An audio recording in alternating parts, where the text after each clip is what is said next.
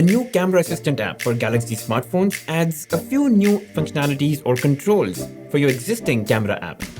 First, you can now reduce the shutter lag and take pictures faster. In the Sound Assistant app, you get an option called Faster Shutter, which you can now enable, and now if you notice, it's a lot faster in taking those photos.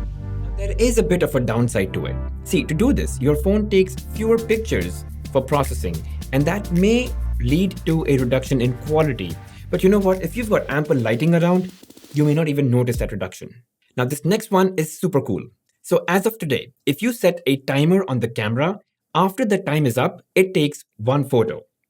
And so if you want to take multiple shots, then you have to go back to the camera, click the shutter again, and keep repeating that process, right? But if you've installed Camera Assistant, you can go in the Camera Assistant settings and you can increase the number of pictures it should take after the time is up. So now, if I click on the shutter key, it's going to count down and it's going to take one photo, then another photo, and then another photo if I have set it to 3 photos. Next, if you leave your camera app open, it automatically closes within 2 minutes to save battery. But now you can decide how long before that happens. So under camera timeout, you can reduce it all the way to 1 minute or have it as high as 10 minutes. Now, this is probably a big deal for either vloggers or people who use their cameras for very specific purposes. But other than that, not a big deal. Next, within Camera Assistant settings, there's also an option for softening pictures, which you can turn on, and that will help smooth out sharp edges and textures when you take photos in regular photo mode. But if I was being honest, I didn't really see a huge difference between the photos taken when this mode was turned on or off. Now, with Camera Assistant, you also get the option to turn off HDR if you want, which, by the way, is enabled by default. You can also turn off auto lens switching to have full manual control over which lens gets used when. And you can also disable video recording in photo mode. I'm not sure if you knew this, so if you're in photo mode and if you long press the shutter, it gives you the option to start recording a video and lock it in place to continue recording a video. Well, now you've got the option to disable that functionality altogether. Again, not something that a lot of people will use, but it's there now.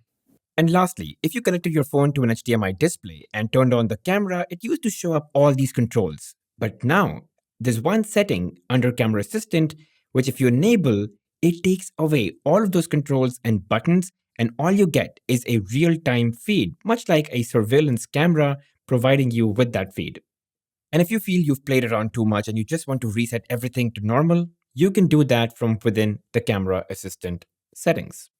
Okay, now let's talk about how you can get your hands on this. So go to your Galaxy store and search for GoodLock. And then you'll see this icon, tap on that and just install this.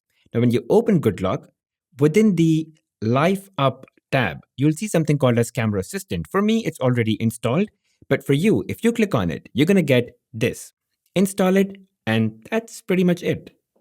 Now, one disclaimer, guys. The Camera Assistant app only comes with the GoodLock module, and GoodLock module is not applicable on all Galaxy smartphones and definitely not available in all regions. So if you don't find it in the Galaxy store, it's probably not meant for your phone. All right. So yeah, just wanted to throw that disclaimer out. And that's pretty much it, about this new Camera Assistant app. It just gives you very granular control over how your existing native camera app functions. And definitely, not all the functions are meant for all the people, but it does cover those people that fall under those edge cases. And that kind of goes on to show how serious Samsung is in letting you customize your experience with the phone. All right, that's pretty much it, guys. I hope you enjoyed watching the video. And if you did, make sure you hit that like button, subscribe to the channel, and hit that bell notification icon and mark all. I'll see you guys in the next one.